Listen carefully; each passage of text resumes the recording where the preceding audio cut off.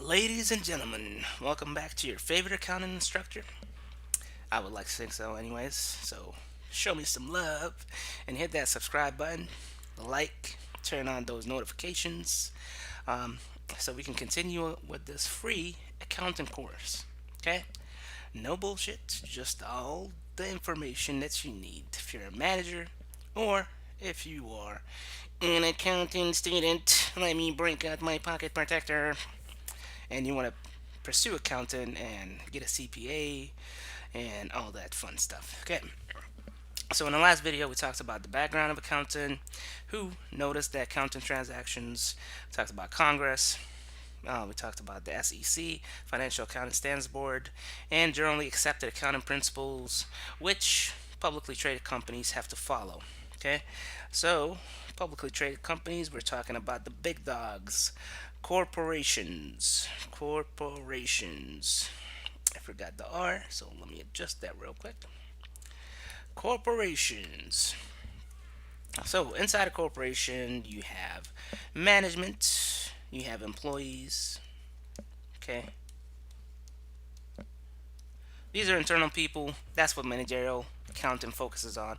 We're focusing on management. Okay, focusing on management. Managerial accountants provide information to management so they can properly do their assigned duties. Okay, what are their assigned duties? To make money for this corporation and for the external stakeholders. Okay, which consist of stockholders. Those are the owners. Okay, and they also have to satisfy creditors, okay, who give us money, and we have to pay that money back at some point. Um, so these are the two main external stakeholders, okay? Excuse me. Internally, we have management, we have employees. So the focus of this video is explaining the balance sheet, the accounting equation. Balance sheet is the most important financial statement, as we talked about in the last video. Um, the most important financial statement, and that's what the rich people focus on, the balance sheet. If you're a poor person, you will focus on the income statement. Okay, it's an important statement, don't get me wrong, but you ever heard of rich dad, poor dad mentality? Balance sheet is where it's at. That's where all the magic happens. Okay. Anyways, so for this corporation, you as an individual, you're working your job, you're miserable, sitting in a cubicle, dealing with an incompetent person above you, your boss who won't advance you in this company, and you decide to quit. You say, the hell with this, man. I'm going to go out and I'm going to start my own corporation. So you start out small. Maybe you start out as a proprietorship, partnership, whatever. Then you get incorporated.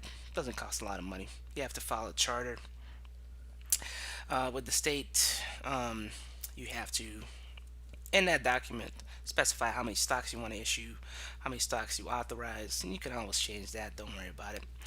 Anyways, so you say the hell was your job. You start with this corporation. Okay, corporation is doing pretty good. Now it's incorporated, and with your corporation, obviously it didn't happen overnight. So you come to this corporation with some economic resources. Economic resources. What are economic resources? Anything you own. Anything you own. We'll break this down further. Don't worry. Okay? Now, your economic resources may not be enough. Everybody, well, a lot of people had debt, right? Debt or creditor claims to your economic resources. So think of your personal life, okay? You go to work, your miserable job that you just quit. We're going with that story. You're making this money, and then it's not enough. You have a mortgage, you have some Ryan kids, you have a wife who enjoys a rich lifestyle, living beyond her means. Um, so you get this check, it's not enough. Okay, so you go out and get some credit cards. just in your personal life, just trying to relate this accountant to your personal life.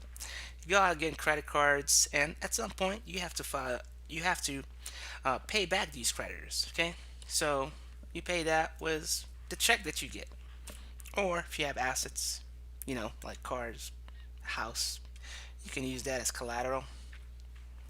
Um, then when you come to pay these creditors, you can go ahead and maybe sell your house if you're really desperate, or sell your car, or whatever the case may be. But you have to pay your creditors back, right? Good. Okay, moving on. For a corporation, though, here's where the difference lies. Okay, they also get money from the owners. The owners are people, okay, just like you and me. You ever heard of stock exchanges?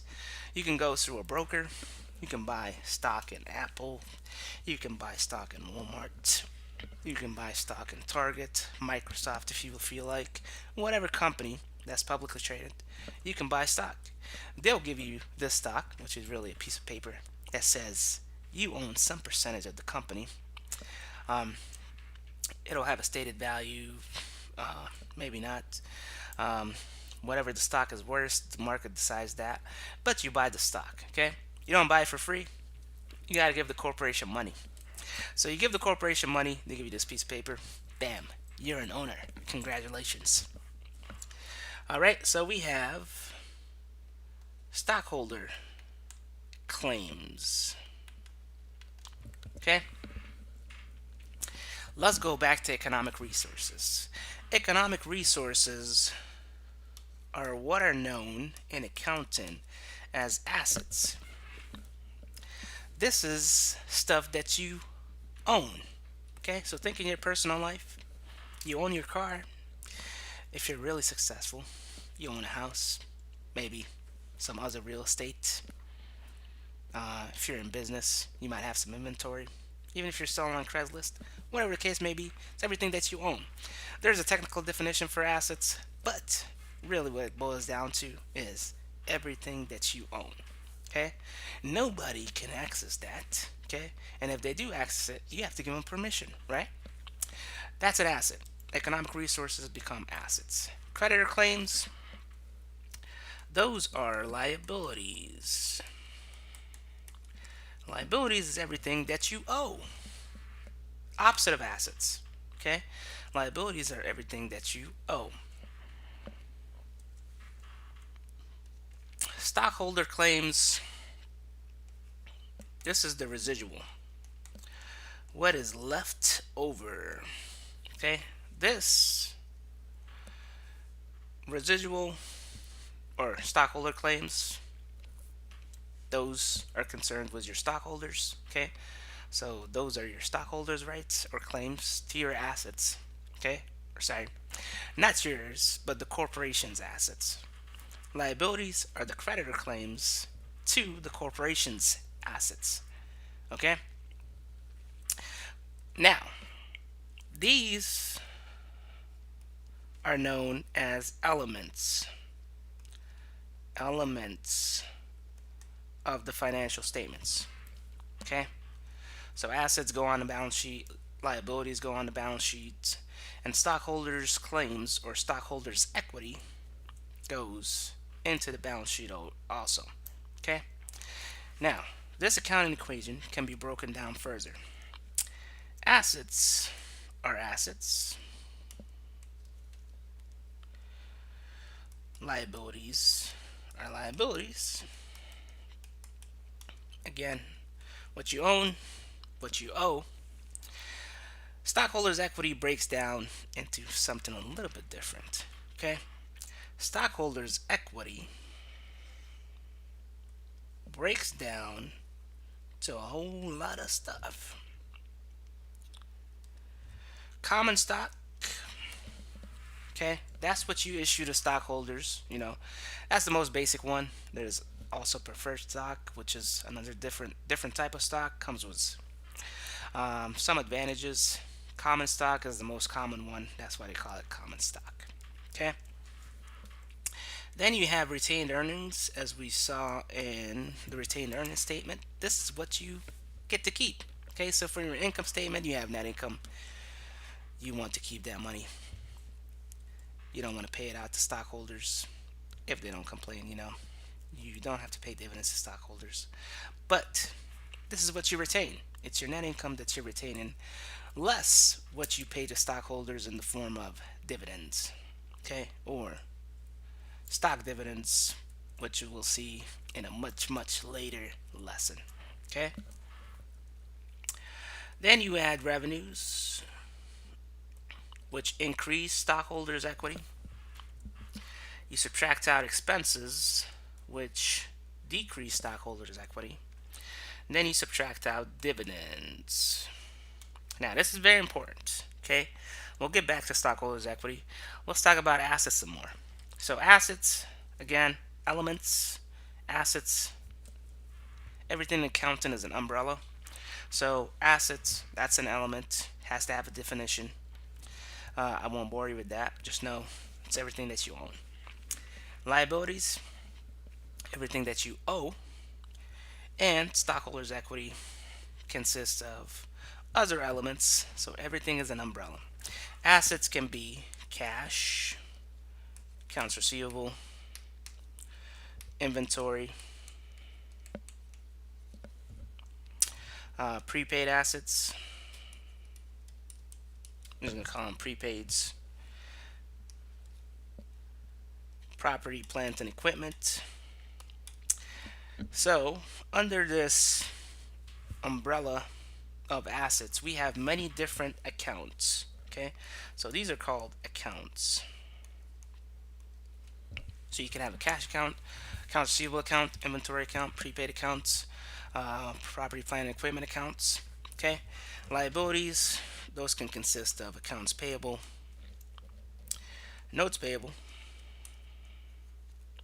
and we'll tackle each one of these in a much later chapter. Don't worry. You have income taxes payable. You have unearned revenues.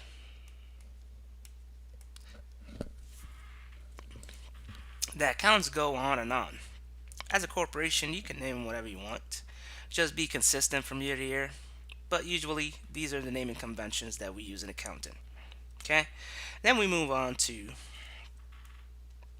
what's left over, or stockholders' claims. Okay? Common stock, that's what you issue to stockholders. That's pretty self-explanatory.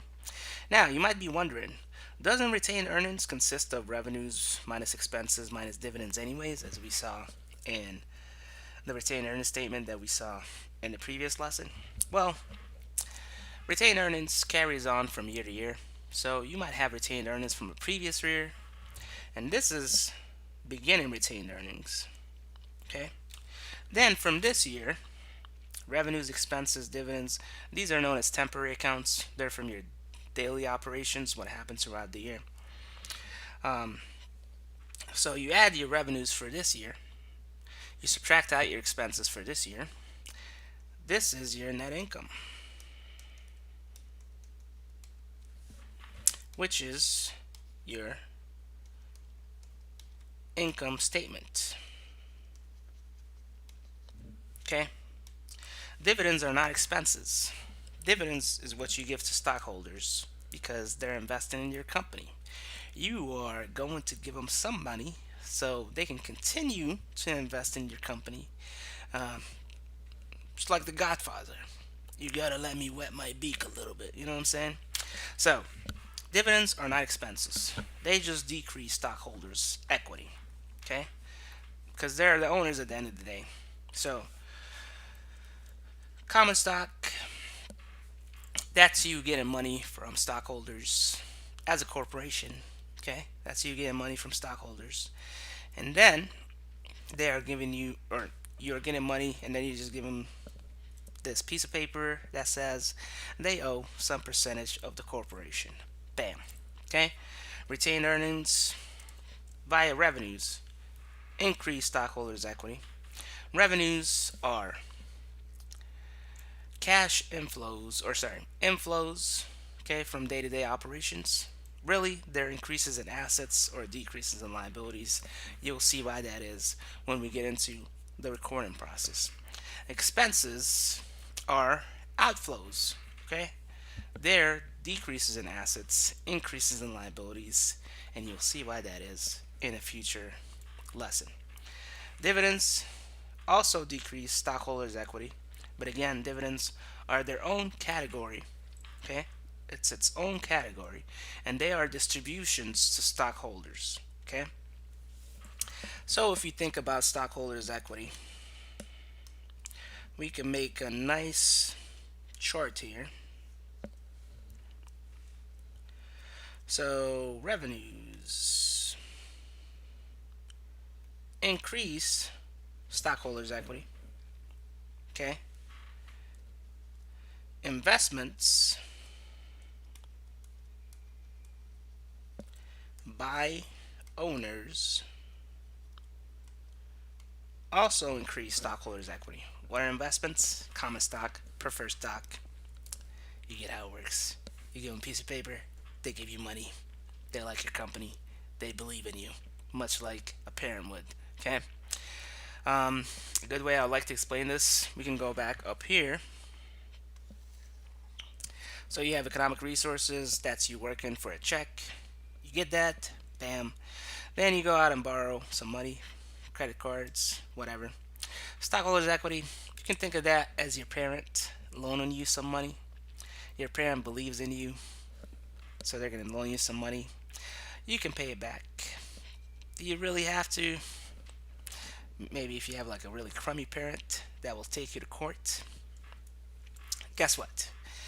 If your company tanks, if this corporation tanks, creditors have first dibs on your economic resources. If your company tanks, creditors have first dibs on the economic resources. That means your cash, inventory. You got to liquidate that stuff and you got to pay your creditors first.